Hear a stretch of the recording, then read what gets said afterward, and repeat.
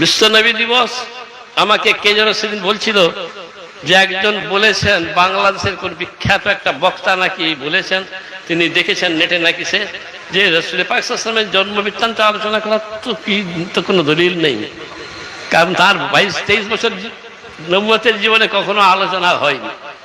আমি তাকে বললাম, ভাই অত বড় মাপের পণ্ডিত তো নেই যে আমার ক্যাসেট ভাইরাল হবে, নাহলে আমি বলি তিনি জেনেও ইচ্ছা করে লুকালেন, আর না হলে তিনি জানেন। যে মানুষটা বেঁচে রয়েছে তার আবার জীবনে কি আলোচনা করবে? 23 বছরে কিছু প্রয়োজন হলে তো তিনি রয়েছেন, তার কাছে যেই জেনে নিব, তার কাছেই আমরা বলবো, তার জীবনী কেন আলোচনা করতে যাব? যখন দুনিয়া থেকে চলে যায় তখনই প্রয়োজন হবে তিনি কি বলেছেন, কি করেছেন, কি কথা।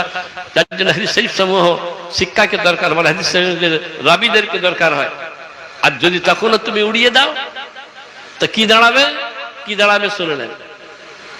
আমি একবার আহলে হাদিসের মূল নেতা একজন বড় পণ্ডিত পশ্চিমবাংলার, আইনুল বারী তার নাম, শেখ আইনুল বারী হাফেজ, আল্লাহ তার কবরকে আলোকিত করেন, আমার সঙ্গে ছিলেন, লন্ডন গেছিলাম।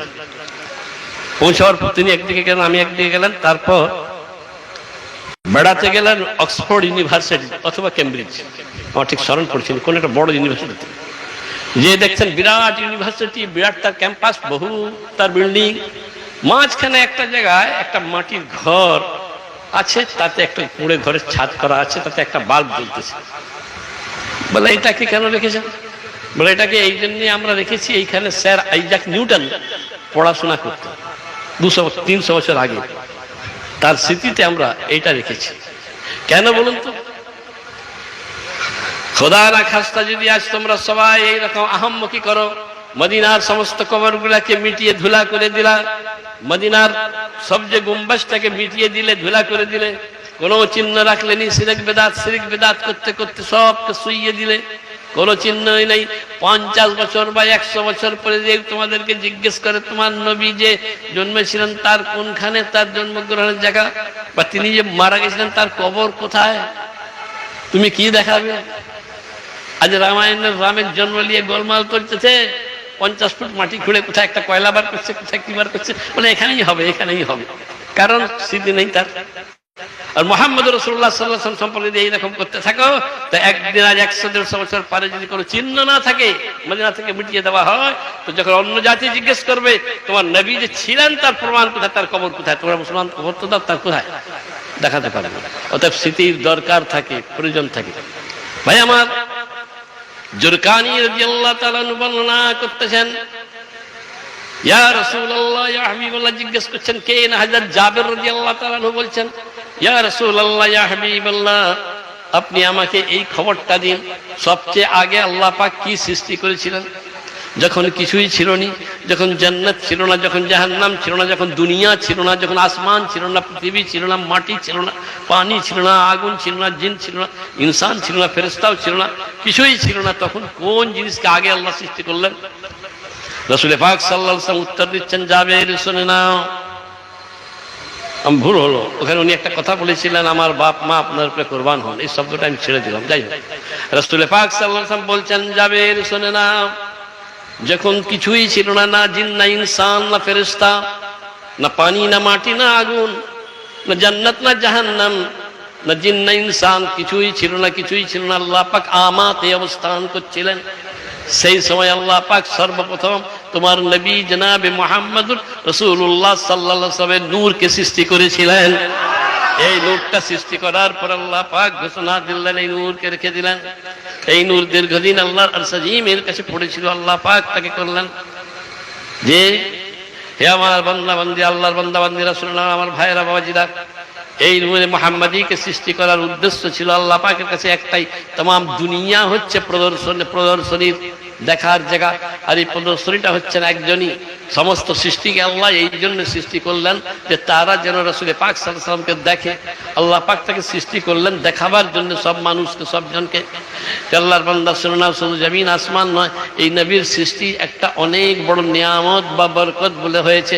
যদি তুমি আজকে অস্বীকার করো, তুমি যদি আজকে এর কথাকে না মানো, যদি এর তরিকাকে না লাও, আর তুমি যদি আর এর পথটাকে না ধরো, তো অবশ্যই তুমি ধ্বংস হয়ে যাবে, গোমরাহ হয়ে যাবে।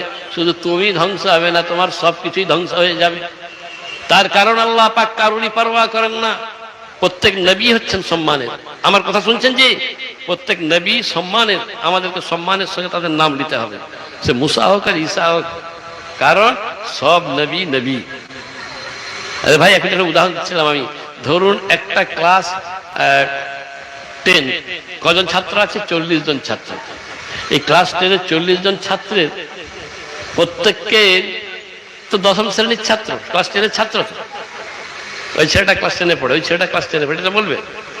এবার ফার্স্ট, সেকেন্ড, থার্ড সেটা আলাদা। নবী হিসাবে প্রত্যেক নবী নবী সমান নবী। এবার তাদের দরজা আলাদা আলাদা আল্লাহ পাক দিয়েছেন। কাকে হাবিবুল্লাহ, কালকে কি বলে খলিফাতুল্লাহ, কাকে রুহুল্লাহ, আল্লাহ পাক সে নাম দিয়েছেন। ভাই আমার, রাসূল পাক সাল্লাল্লাহু আলাইহি ওয়াসাল্লাম বর্ণনা করেন, শুনে নাও। আল্লাহ পাক আমাকে সৃষ্টি করার আগে तमाम দুনিয়াকে ঠিক করলেন, তৈরি করলেন, কোন খানে আমি মুহাম্মাদের জন্ম দিব। জায়গা বাছা হলো। এই জায়গাটা হচ্ছে দুনিয়ার সেন্টার জায়গা, কেন্দ্রবিন্দু, উস্তাদ যাকে বলা হয়েছে, সেটা হচ্ছে মক্কা মুকাররমা। ম্যাপ খুলে দেখুন, একদম মক্কা শরীফটাকে দেখবেন, মাঝখানে আছে, দুনিয়ার মাঝখানে ঝুলতেছে। পৃথিবীর কেন্দ্রবিন্দুতে তাকে পাঠানো হলো। যে কোন বংশে? সবচেয়ে সম্ভ্রান্ত বংশ কুরাইশ বংশে তিনি জন্মগ্রহণ করলেন। এই জন্মগ্রহণ করার সময় তার অবস্থা কি হয়েছিল?